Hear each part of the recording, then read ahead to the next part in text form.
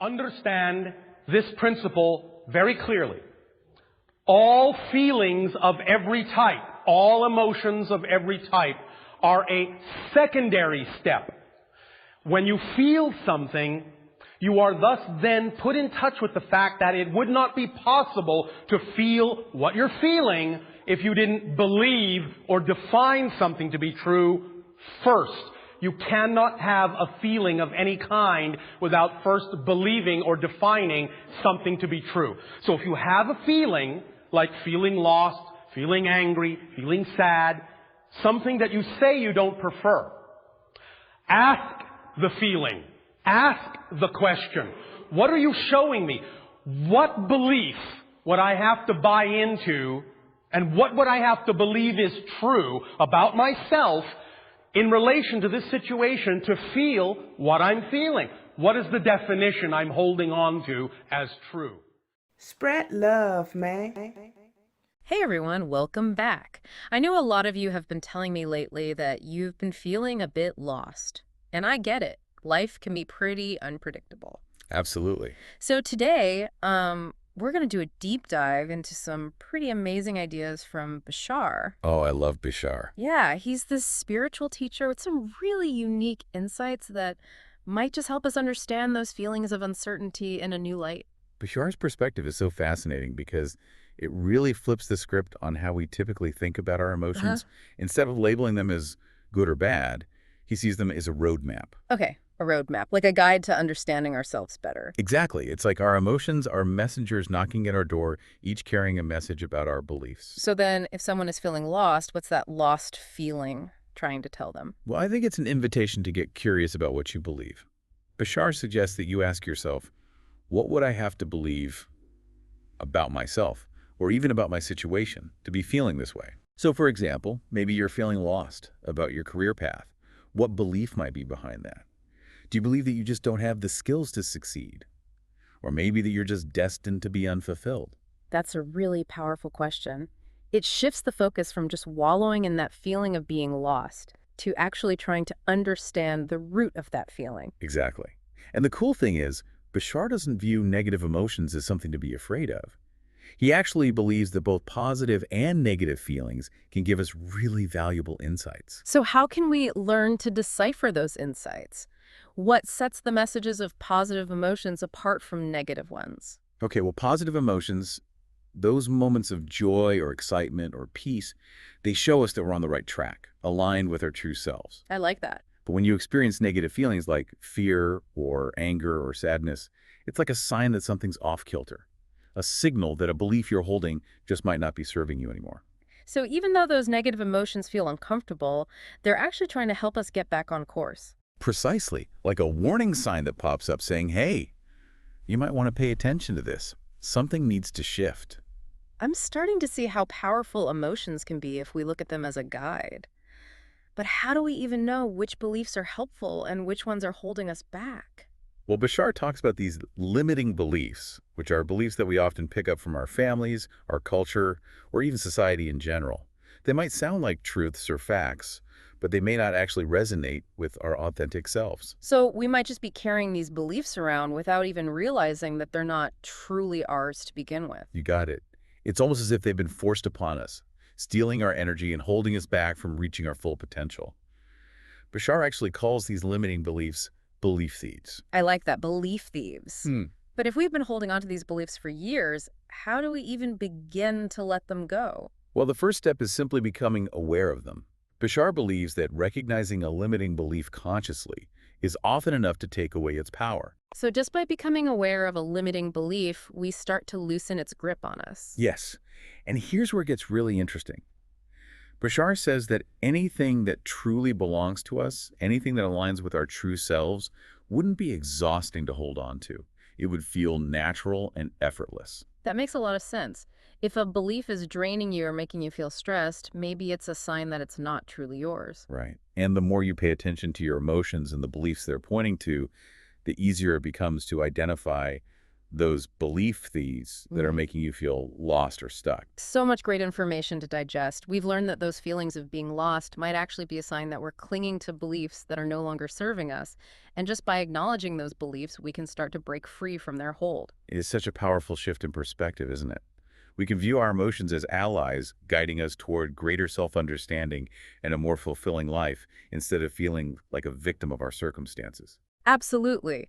But how do we put this into practice? How do we figure out which specific beliefs are making us feel lost? And once we've found them, how do we let go? Those are fantastic questions, and we'll be exploring those very topics in detail right after the break. We'll look at some practical tools and techniques from Bashar that you can use to start releasing those belief thieves and create space for beliefs that truly empower you. Stay tuned.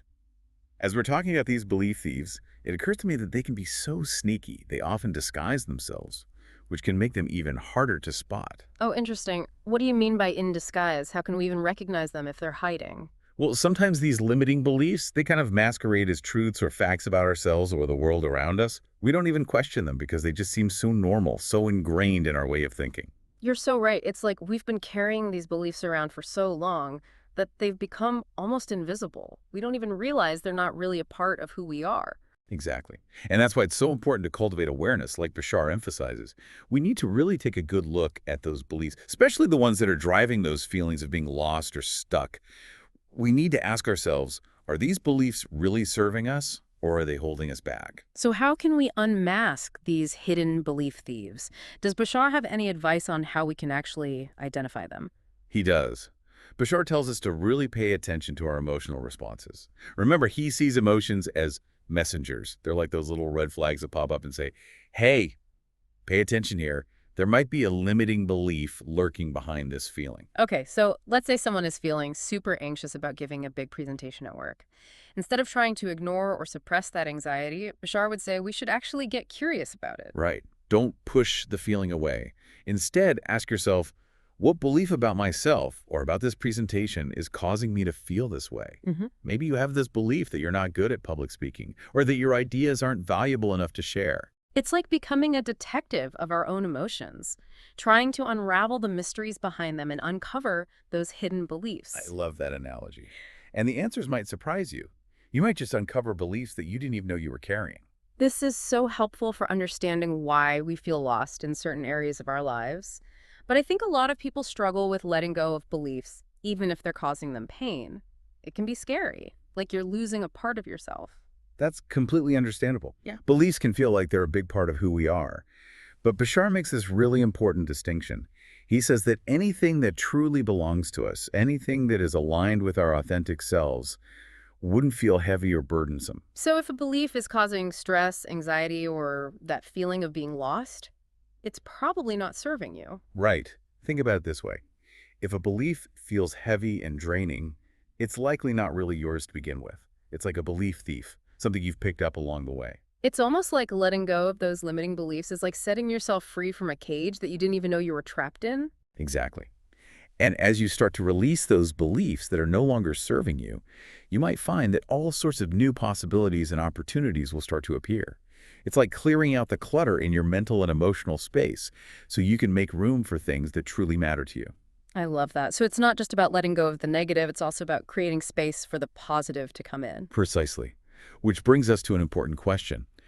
Why even bother with this whole process of identifying and releasing limiting beliefs? What's the point? That's a great question. Why go through all this effort? Because the potential payoff can be huge. When we free ourselves from the limiting beliefs that have been holding us back, we open ourselves up to a whole world of possibilities. It's like we're finally stepping into our own power and creating a life that feels more authentic and meaningful. So it's not just about not feeling lost anymore. It's about reaching a whole new level of personal growth and freedom. Absolutely. It's like Bashar is offering us a key to unlock our full potential. But we have to choose to use that key. We have to be willing to open the door to a more fulfilling and expansive way of being. And making that choice takes courage, right? It takes being honest with ourselves and having compassion for ourselves as we do this inner work. It does. But imagine all the amazing things that could happen if you dare to let go of the beliefs that are holding you back. What hidden talents might you uncover? What incredible things could you achieve if you weren't carrying the weight of those belief thieves? It's like a whole new world waiting to be discovered, isn't it? It is. And that leads us to another important question. What are some practical steps you can start taking today to begin this journey of identifying and releasing those belief thieves that might be keeping you stuck in that feeling of being lost? That's an important question for all of us to reflect on. We've been exploring Bashar's unique perspective on emotions, beliefs, and the power of self-discovery. But the real journey begins when we take these insights and actually apply them to our own lives. You're absolutely right. And while doing this work can be challenging at times, it's ultimately a journey of empowerment and liberation. I totally agree. As you go about your day, notice those moments when you feel lost, stuck, or just kind of out of sync with yourself. What beliefs might be fueling those feelings? Are those beliefs genuinely helping you?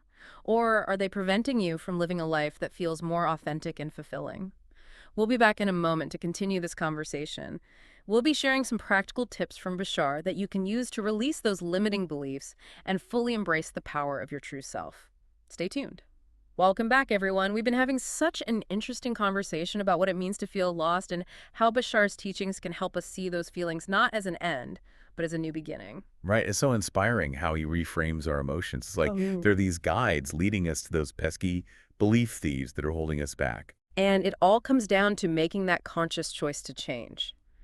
So let's talk about what we can actually do. Does Bashar give us any specific advice on how to finally let go of these limiting beliefs and create a life that feels more aligned and fulfilling? He does. And the first step, just like we talked about before, is awareness. Really tuning into your emotions and paying attention to those feelings that are telling you something's just not quite right, especially when you're feeling lost. So it's like we become these detectives of our inner world. We learn to notice the clues that our emotions are giving us. Exactly. And once you've identified a belief that might be causing you to feel lost, Bashar suggests this really simple but powerful technique. All you have to do is acknowledge the belief and how it's affecting your life. So instead of resisting it or trying to push it away, you just sort of say, okay, I see you. This is a belief that I'm holding on to, and it's making me feel this way. Yeah, that's it. It's about bringing that belief out into the open. Bashar has this great analogy where he talks about how darkness can't exist where there's light. I love that analogy. So just by acknowledging that belief, we're already weakening its grip on us. Exactly. And here's where it gets even more interesting. Bashar says that once you've truly acknowledged a limiting belief, it often just starts to dissolve all on its own. So you don't necessarily have to force yourself to let go. Nope, that's what Bashar teaches. Okay. He says that anything that truly belongs to us, anything that's in harmony with our true selves, wouldn't feel like a struggle to hold on to. It would just flow naturally. So if you're clinging to a belief and it feels like a lot of work or it's draining you, that's a sign that it might actually be a belief thief, right? Something that you've picked up somewhere along the way that just doesn't really fit with who you truly are. You got it. And as you start to let go of those beliefs that no longer serve you, Bashar encourages you to start focusing on cultivating beliefs that do align with your true self, beliefs that nourish you and support your growth. It's not just about getting rid of the negative, but about actively inviting the positive in. It's almost like we're tending to a garden inside of us. We're planting seeds of positivity and then giving them the space to grow. I love that metaphor. And this whole journey is about so much more than just managing our emotions. It's about taking charge of our lives and becoming the conscious creators of our own realities. I think that's such an important point. That feeling of being lost doesn't have to be a dead end. It can actually be a catalyst for huge personal growth and transformation. It really can. You're not the only one who feels lost sometimes, and you have way more power than you realize to change your path and create a life that truly feels like you. Your emotions are your allies in this process.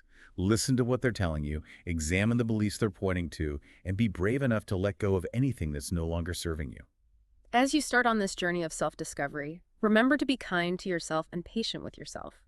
It's not about reaching some end goal, it's about the journey itself. And you might just surprise yourself with the strength, resilience, and wisdom you find along the way.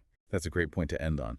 We've explored some powerful concepts from Bashar today about how to deal with feeling lost and how to use those feelings as opportunities for self-discovery and growth. We learned that our emotions are not something to be feared, but rather valuable guides leading us towards a deeper understanding of who we truly are.